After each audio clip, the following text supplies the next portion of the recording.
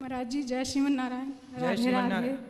महाराज जी मैं ये कहना चाहती हूँ कि हमारे गांव में शिव मंदिर बन रही है, तो मैं वहाँ पे राधा कृष्ण की मंदिर वो मूर्ति गिफ्ट करना चाहती हूँ। तो जैसे राधा कृष्ण की मूर्ति दोनों एक साथ लगे दें या फिर सिर्फ कृष्ण भगवान की ही दें? अकेले कृष्ण जी थोड़ी रहेंगे, राधा कृष्ण दोनों रहेंगे।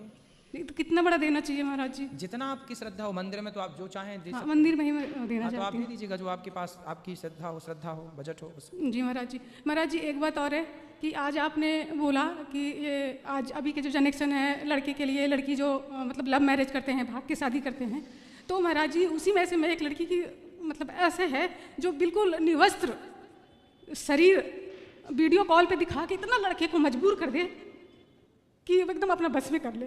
वैसे लड़कियों को आप क्या नाम देना चाहेंगे महाराज आपके जी? बेटे को जी बस में कर लिया? जी, दोनों बेटे को मेरे को एकदम बर्बाद कर दिया। किसने? उसी लड़की ने। एक लड़की ने? जी। तो अब शादी कर ली उसने? जी वो लड़की ना, हमारा लड़का गुजरात में रहते थे, दोनों भाई एक जगह ही रहते थे। तो यहाँ से हमारा गांव झारखंड है, हजारीबाग से मैं हूँ। तो जहाँ पे मैं मेरे मायके वहीं पे है। मेरे मायके और उसका घर बस एक दीवार से ही अंतर पड़ती है।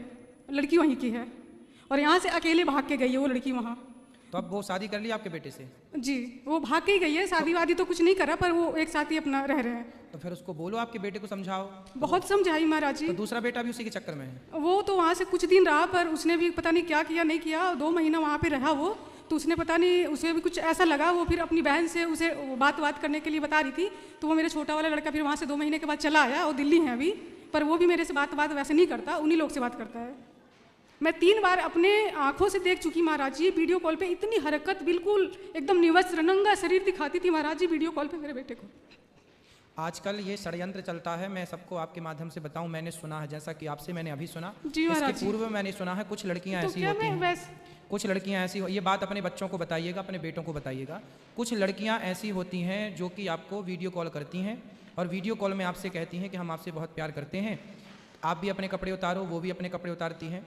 फिर वो आपकी वीडियो कॉल में वीडियो रिकॉर्डिंग कर लेती हैं और वीडियो रिकॉर्डिंग करके फिर वो आपको धमकाती हैं कि आप हमें इतने पैसे दो वरना हम आपकी ये वीडियो पब्लिक कर देंगे, मतलब सबको दिखा देंगे।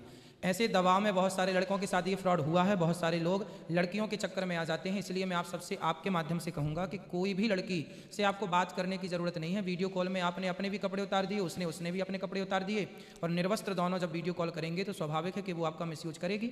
चूँकि उसका उद्देश्य कपड़े उतारना नहीं है, आपकी इज्जत उतारना है। चूँकि उसका उद्देश्य कपड़े उतारना नहीं है, आपसे पैसे ऐंठना है। तो समाज में नाना प्रकार का फ्रॉड चल रहा है, इसलिए अपने बच्चों को इन बातों से अवगत कराएं।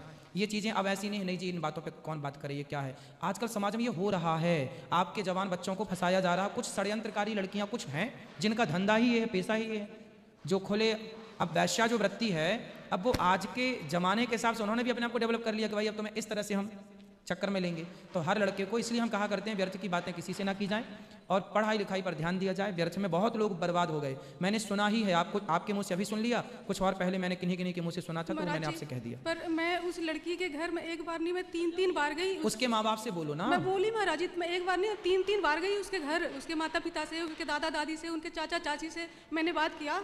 एक बार तो नहीं, 2 बार नहीं, तीसरा बार उनके घर वाले मेरे ऊपर मारने के लिए ऐसे हो गए कि आपने मेरी बेटी को इज्जत उछाल रहा है, ऐसे है, बदनाम कर रहा है, ऐसे वैसे, मतलब बहुत तरह की बातें बोली उन्होंने। फिर मैंने आ गई, उन्होंने कहा कि जब आपके पास कोई सबूत है, तो हमने बोला ठीक है, अगर आपको यकीन नहीं होता है फिर आप खुद ही मेरे पास सबूत लेके आना जब वैसी बात होगी तो। बाकी अब मैं आपके दरवाजे दोबारा नहीं आऊँगी। एक बार से मैं 3 बार गई और 2 बार उनके सब कोई जानते थे, हर कोई। 2 बार उसने भोजन भी खाई।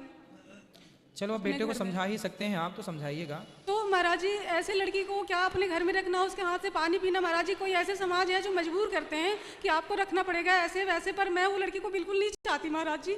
मैं अपने जीवन में कभी उसके हाथ से पानी नहीं पीना चाहती।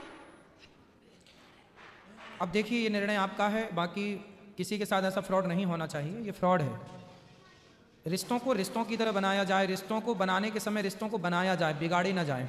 अब किसी लड़के से रिश्ता बना के उसकी माँ से रिश्ता बिगाड़ना, किसी लड़की से रिश्ता बना के उसकी माँ उसके पिता से रिश्ता बिगाड़ लेना, ये हमारी संस्कृति हमें नहीं सिखाती। हमारे तो होता है रिश्ता जोड़ना, इसलिए हमारे यहाँ समधि होता है। समधि का मतलब होता है हमारी बुद्धि आपकी बुद्धि, हमारे विचार आपके विचार सम हो। सम मीन्स मिल रहे हों, तो जहाँ विचार मिल गए वहीं होता है समधि। धी मतलब बुद्धि, धी मतलब क्या होता है? बुद्धि, और सम मतलब बुद्धि का मिलन। एक्चुअली पति पत्नी का जो मिलन है वो मिलन शरीर का मिलन नहीं है, वो विचारों का मिलन है। यदि आपका शरीर मिला और विचार नहीं मिले तो वो रिश्ता नहीं है। धी का मतलब होता है, हम लोग कहते हैं धियो यो न प्रचोदयात्, तो जो इसमें धियो है, जो धी है, धी का संस्कृत में धी मतलब बुद्धि होता है। तो समधि, सम में जो सम है, हमने कहा 2 4 6 8 ये सम संख्या है, सम, और विषम संख्या भी होती है। सम मतलब मेरे विचार आपके विचार सम है, मतलब सेम, मतलब सेम टू यू नहीं बोलते, सेम मतलब सम, हमारे विचार भी वही, आपके विचार भी सम। तो सम क्या है? धी मतलब बुद्धि। तो जहां आपके विचार मिल गए, हमारे विचार मिल गए, वही समधि है, वहीं रिश्ते स्टार्ट होते हैं, वही समधि होता है। तो आजकल ये समधि समधन का कॉन्सेप्ट कोई समझ ही नहीं रहा, बुद्धि विचारों का मिलन कोई समझ ही नहीं रहा, वो तो वासनाओं के पीछे भाग रहे हैं। इसलिए व्यवस्थाएं बिगड़ गई मैया, बहुत समय से ये व्यवस्थाएं बिगड़ गई। हम लोग बहुत समझाते हैं कथाओं के माध्यम से, अब बच्चे समझें तो बहुत कुछ समझें। उम्र भी होती है ना महाराज जी, लड़की की कितनी उम्र थी? 15 साल थी। अच्छा, वो 15 साल की लड़की? 15 साल की लड़की। और आपका लड़का? मेरा लड़का 21 साल का था, 22 साल का। तो फिर वो लड़की तो अज्ञान है, उसे तो पता ही नहीं है, उसे तो कुछ पता ही नहीं है। और वो लड़की तो केवल 15 साल की उम्र से वो ऐसे बात करना। सुनो मैया, अब आप समझो, अब मैं आपकी इस उम्र में फिर आ जाऊं। आजकल क्या है मैया, ये जो 15 और 20 साल की जो एज है, ये एज ना बहुत संभलने और संभालने की है। एक्चुअली बच्चों को कुछ पता नहीं होता, उन्हें ये नहीं पता कि कपड़े पहनने का मतलब क्या है और कपड़े उतारने का मतलब क्या है। वो संसार में आजकल पिक्चरों में क्या देख रहे हैं, वो आजकल पिक्चरों में देख रहे हैं कि लड़की जरा जरा से कपड़े पहन के आ रही है ना, तो उनको लगता है कि जब ये तो हम क्यों नहीं, उस चक्कर में उसे भी शौक लगता है।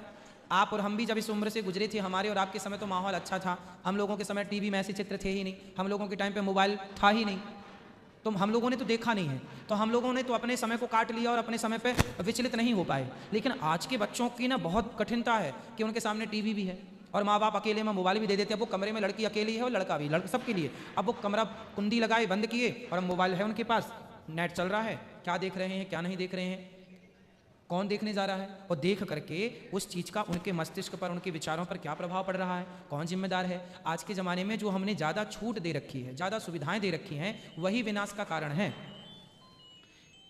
इसलिए हर माँ बाप की आज के ज़माने में बच्चों को इन चीज़ों से बचा लेना बड़ी कृपा है भगवान की। क्योंकि आप बच्चे कहते हैं कि हमें मोबाइल चाहिए पढ़ाई के लिए, और पढ़ाई तो ठीक 5-10% होती है, बाकी 90% उसका दुरुपयोग होता है। तो वो लड़की का फिर दोष नहीं। यदि लड़की 15 साल की, अभी मेरे पास 4-6 दिन पहले, 1 हफ्ते पहले एक लड़की आई, बच्ची थी छोटी सी, सोचिए वो इतनी भोली थी कि उसने मेरे से आकर के सब बताया। मैं वहीं बैठा था, उसकी माँ भी आई, उसके पिता भी आए, उसका भाई भी आया। उसने मेरे से बोला गुरुजी हमें कुछ बताना है आपको। तो हमने अपने कान उसकी तरफ बढ़ाए, बता क्या बताना है। तो उसने बताया गुरुजी हम एक लड़के से प्यार करते हैं। देखो बच्चे इतने भोले होते हैं कि वो बच्चे तो बच्चे हैं। उसने सब साफ साफ मेरे से बताया, उसको लगा गुरुजी को बता देना चाहिए, तो उसने मेरे को बताया गुरुजी हम एक लड़के से प्यार करते हैं। तो मैंने पूछा तुम कितने साल की हो? बोले हम 15 साल के हैं। तो मैंने कहा लड़का कितने साल का है जिससे तुम प्यार करती हो? बोले 16 साल का है। मैंने कहा कहाँ रहता है वो? बोले हमारे पास में ही रहता, हमारे घर के पास।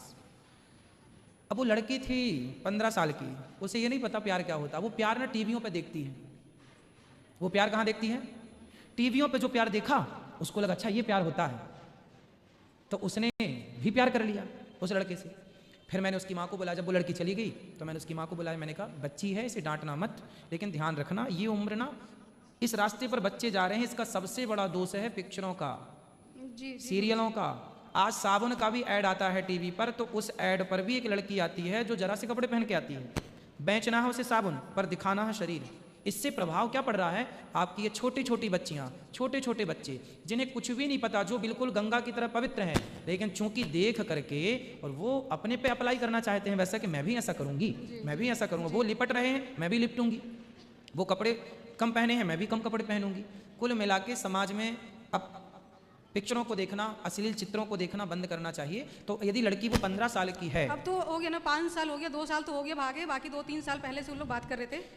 तो फिर देखिए ठीक है, फिर तो लड़की, अब पता नहीं, मैं पूरा मैटर नहीं समझता, लेकिन जो मैंने महाराज जी पर है ना, वो उसी उम्र में गांव में और भी लड़कों को पता नहीं कितने लड़कों को बिगाड़ चुकी थी वो।